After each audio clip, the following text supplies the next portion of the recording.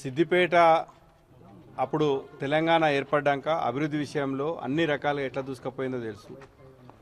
మనిషి పుట్టి నుంచి చనిపోయే వరకు ఇక్కడ ఉన్న పౌరులకు అన్ని రకాల సౌకర్యాలు అందించాలని చెప్పి ఇక్కడ ప్రాతినిధ్యం వహిస్తున్న హరీష్ రావు గారు ప్రతి విషయంలో శ్రద్ధ తీసుకొని ప్రత్యేకించి ఇక్కడ నిరుద్యోగులకు సంబంధించి ప్రభుత్వ పరంగా వాళ్ళు ఉద్యోగాల కోసం ప్రిపేర్ కావాలి, వాళ్ళకి అన్ని సౌకర్యాలతో ఎట్లాంటి బర్డెన్ ఆర్థికపరమైన భారం లేకుండా అటు పుస్తకాలు, శిక్షణ, మధ్యాహ్న భోజనంతో కూడిన స్టడీ సర్కిల్ని, ఇటు బీసీ స్టడీ సర్కిల్ను, ఎస్సీ స్టడీ సర్కిల్ను నిరుద్యోగుల ప్రయోజనార్థం హరీష్ రావు గారు మంజూరు చేశారు.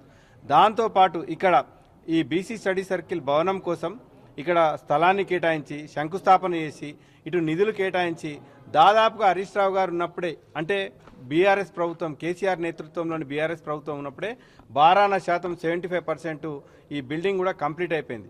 2023 మొదట్లో 4,15,00,000 అంచనా వ్యయంతో ఈ బిల్డింగ్ను హరీష్ రావు గారు తాను మంత్రిగా ఉన్నప్పుడు ప్రజాప్రతినిధిగా ఈ నియోజకవర్గంలోని నిరుద్యోగుల యువకుల ప్రయోజనార్థం ఈ భవనాన్ని మంజూరు చేశారు. నిరుద్యోగుల పట్ల ఈ ఒక గుడ్డి ప్రేమను ఒలకబోస్తున్నట్టు, నటనాపూరితమైన గుడ్డి ప్రేమను ఒలకబోస్తున్నటువంటి ఈ కాంగ్రెస్ ప్రభుత్వం, ప్రత్యేకించి ముఖ్యమంత్రి గారు, మరి మీకు నిరుద్యోగుల పట్ల ఏ పాటి ప్రేమ ఉందో ఈ బిల్డింగ్ చూస్తే తెలుస్తుంది.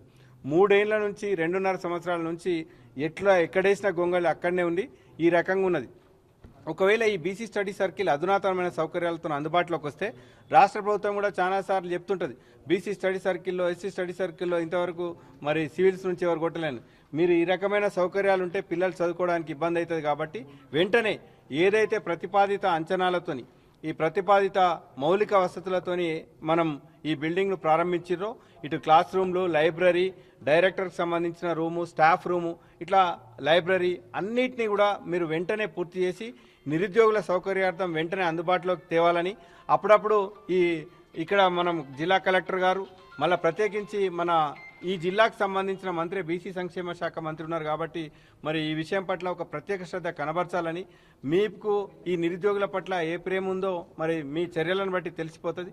ఇక్కడ ఉన్న జిల్లా డిస్ట్రిక్ట్ బీసీ వెల్ఫేర్ ఆఫీసర్ గారు, జిల్లా కలెక్టర్ గారు అదే రకంగా వెంటనే చొరవ తీసుకొని ఈ పనులు, ఈ అసంపూర్తిగా ఉన్నటువంటి ఈ డిస్ట్రిక్ట్ మన బీసీ స్టడీ సర్కిల్ను వెంటనే పూర్తి చేసి నిరుద్యోగులకు అందుబాటులోకి తేవాల్సిందిగా మేము ఇప్పుడంతా కూడా ఈ అసంపూర్తిగా ఉన్నటువంటి బిల్డింగ్ను మా బీఆర్ఎస్ పార్టీ ప్రతినిధి బృందం ఆధ్వర్యంలో అంతా కలియదిరిగి, మేము అప్పుడు హరీష్ రావు గారు మంత్రిగా ఉన్నప్పుడు, బీఆర్ఎస్ ప్రభుత్వం ఉన్నప్పుడు ఎక్కడి వరకైతే ఆగిపోయిందో అదే ఎక్కడేసిన గొంగళి అక్కడనే నిలిచిపోయిన చందంగా ఉన్నది. కాబట్టి వెంటనే కళ్ళు తెరిచి నిరుద్యోగుల ఆగ్రహానికి గురిగాక ముందే వెంటనే ప్రభుత్వం చేరుకొని ఇటు జిల్లా అధికార యంత్రాంగం, రాష్ట్ర ప్రభుత్వం వెంటనే చొరవ తీసుకొని ఈ బీసీ స్టడీ సర్కిల్ను వెంటనే పూర్తి చేసి నిరుద్యోగులకు అందుబాటులోకి తేవాల్సిందిగా మేము బీఆర్ఎస్ పార్టీ పక్షాన్ని డిమాండ్ చేస్తున్నాం. ఇంకో విషయం కూడా మీరు గమనించాలి, ప్రత్యేకించి సిద్దిపేట అభివృద్ధి పనుల మీద, హరీష్ రావు గారి అభివృద్ధి పనుల మీద ఒక వివక్షపూరితమైన, నిర్లక్ష్యపూరితమైన వైఖరిని మీరు కోపం సిద్దిపేట మీద ఉందా, మరి హరీష్ రావు గారి మీద ఉందా, మీ కాంగ్రెస్ ప్రభుత్వానికి మరి ప్రజలు కూడా గుర్తించాలి.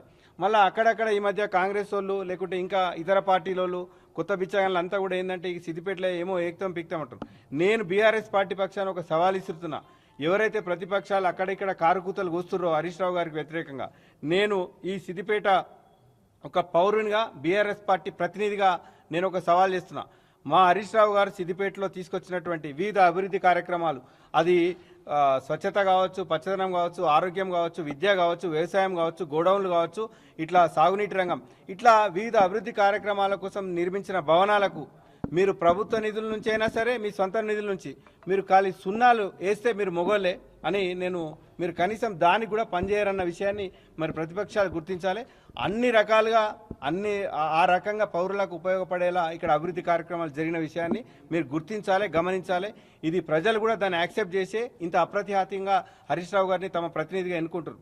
కాబట్టి మీరు కూడా అభివృద్ధిలో పోటీ పడాలి. హరీష్ రావు గారు 90 చేస్తే ఇంకా మేము 99 చేస్తామన్న ఒక స్పోర్టివ్ ఉత్సాహంతో పోవాలి తప్ప ఈ వండిన కుండలకు వాతలు పెట్టే రకంగా అనవసరమైన ప్రగల్భాలు పలకద్దని చెప్పి కూడా ప్రతిపక్షాలకు హెచ్చరిస్తూ వెంటనే ప్రభుత్వం నిరుద్యోగుల సౌకర్యార్థం ఈ బీసీ స్టడీ సర్కిల్ను అందుబాటులోకి తేవాల్సిందిగా మేము బీఆర్ఎస్ పార్టీ పక్షాన డిమాండ్ చేస్తున్నాం.